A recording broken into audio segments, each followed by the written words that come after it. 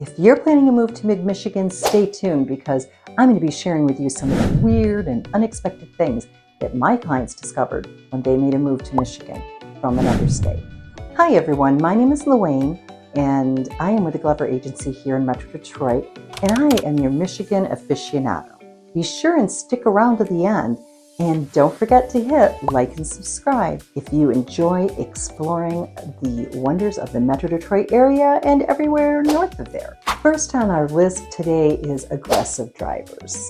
It is true that in Michigan, we always seem to be speeding somewhere that we should have left 10 minutes earlier to get to. And if you're from an area where the traffic is at a snail's pace, well, that's going to be a shock to you. And that doesn't even get us started on the roads, which are best described as slippery, pothole-ridden little adventures that change with the rise or drop of a degree. So if you're from a warmer state where you don't get snow and changes in the weather, then you better buckle up because you're in for a unique driving experience here in Michigan. Number 2 on the list is fences and sidewalks. Many suburban neighborhoods don't have them.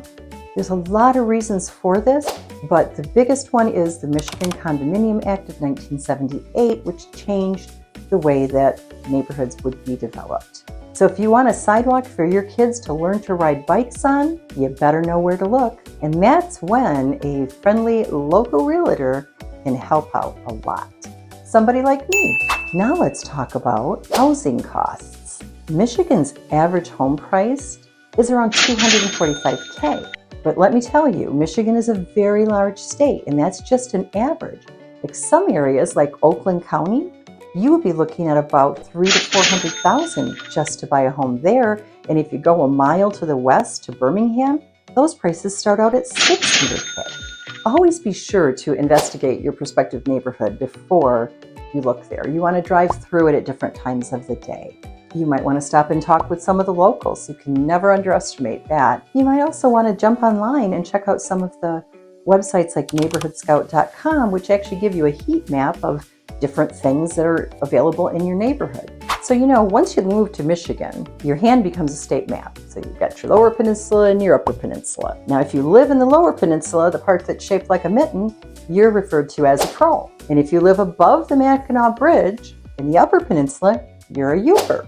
And tourists, well, they get their own name. We call them fudgies because they usually come to buy the delicious fudge in the northern Michigan area. And we love our tourists. Michigan has some of the most expensive car insurance rates in the United States. So you're going to have to budget a little bit more for that. And speaking of cars, you're probably going to need to have at least 1 or 2 because Michigan is not a very walkable state unless you're living in a metropolitan area like Birmingham, downtown Detroit, or Northville.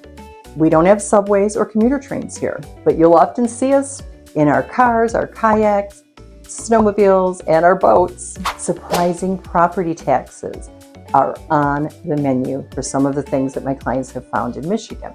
And Michigan does rank high in property taxes. But here's the twist. Once you purchase your home, your taxes are going to be pretty level because your value of your home is frozen at that amount, and it can only go up by the rate of inflation or 5%, whichever is less. So you won't see a lot of change in your taxes from the time you purchase to when you sell, when it changes again. Weird, right? A lot of charming towns in Michigan have blueberry and cherry and strawberry festivals. And our pies are iconic. And we can't forget about the savory handheld little delight called the pasty, which has meat, and you can find these up in small markets and some of the restaurants in northern Michigan. One thing that I always hear from my clients who've moved here though is that Michigan is one of the friendliest places they've ever been. People are very down to earth and willing to help. And yeah, we do complain about winter. We do all we can to make the most of it by skiing and sledding and going to winter festivals, ice skating. We love this state and we're not going anywhere. So welcome to the Mitten State. We can't wait for you to fall in love with it too. If you found these insights helpful or have any questions, please feel free to reach out or drop a comment below. And hey, we'll see you the next time around.